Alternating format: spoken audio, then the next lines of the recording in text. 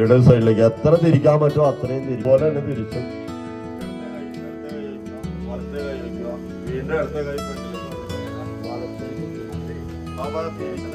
നമ്മൾ നേരെ കയറി പോകുമ്പോഴേ പഠിക്കാൻ പറ്റുള്ളൂ.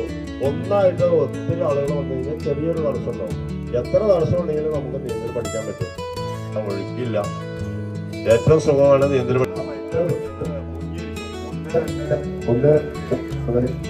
പോലെ ആളുകളുണ്ട്.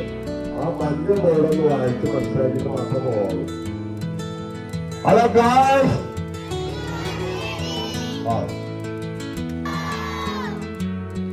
22 വയസ്സിൽ താഴെ ആര് വന്നാലും രണ്ടാമത്തെ ദിവസം പേര് മീനാക്ഷി.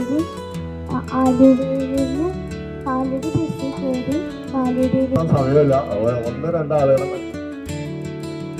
എന്റെ പേര് ഗണേഷ് എന്നാണ്.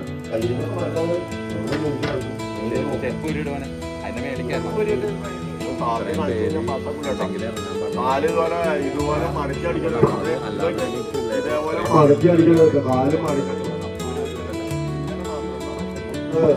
കാല് ഇങ്ങനെ മാത്രം ചെയ്യാവുള്ളൂ. അവിടെ ഇങ്ങനെ മുകളിലേക്ക് നല്ലേ ശാസ്ത്രം കാണിക്കോളൂ. ഇങ്ങനെ കിടന്നു കഴിഞ്ഞാൽ മാത്രമാണ് കാല് ഇങ്ങനെ നിവർത്തി പിടിക്കുക.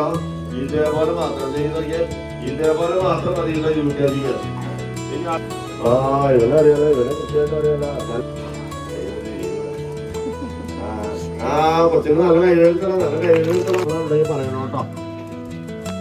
ഇവിടെ എന്തെങ്കിലും പ്രയാസങ്ങൾ ഉണ്ടെങ്കിൽ പറയാത്തപ്പോ പ്രയാസങ്ങൾ അനുഭവം പറയണോ കേട്ടോ. അല്ല ഇവിടെ ഇച്ചിരി പഠിക്കും, കുട്ടികൾ പഠിക്കുകയും ചെയ്യും കേട്ടോ. പറയണേ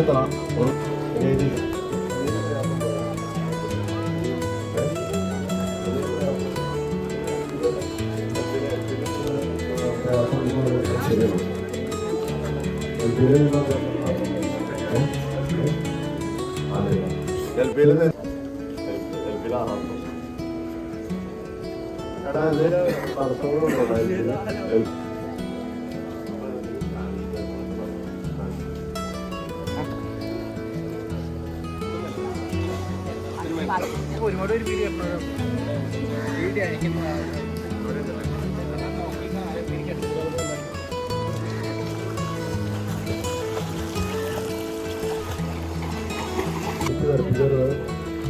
റൈറ്റിലൊക്കെ മറിച്ചാക്കോ. പോട്ടെ അടുത്തോള ഇനി ആരാ? അപ്പൊ നിങ്ങൾക്ക് നീന്തി കിടക്കാൻ പറ്റോ? അതെങ്ങനെയാ?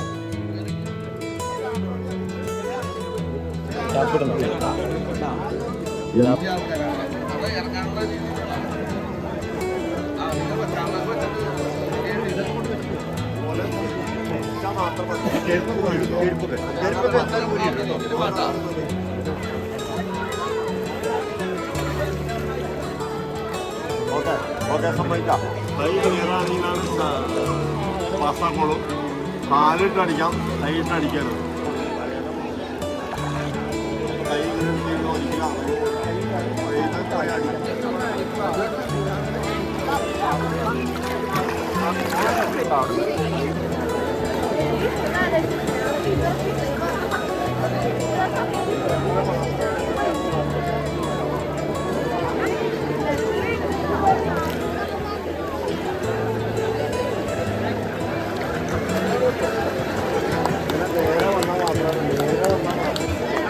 ചാടി പഠിക്കാനുള്ള അറിയുന്നു. പേരൻസ് ഒക്കെ മാറി നോക്കണം.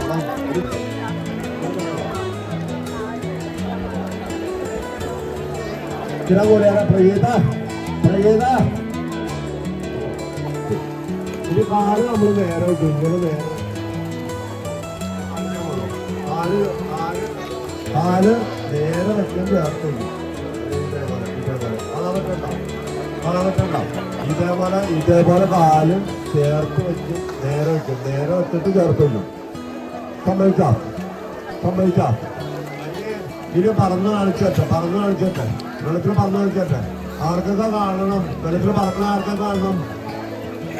ഇവിടെ നോക്കണില്ല, അവനോട് നോക്കണേയില്ല.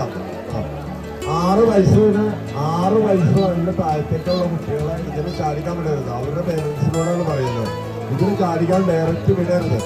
ബേബി പൂൾ അവിടെ ഉണ്ട്. ആ ബേബി പൂളിൽ ഇന്ന് നമ്മൾ കിടത്തി റെഡിയാക്കി വെക്കും. എന്നിട്ട് നാളെ മാത്രമാണ് ചാടിക്കോളൂ. അടുത്ത് എത്താണെങ്കിൽ ഒന്ന് കൈയടിച്ച് പാസ്സാക്കോ.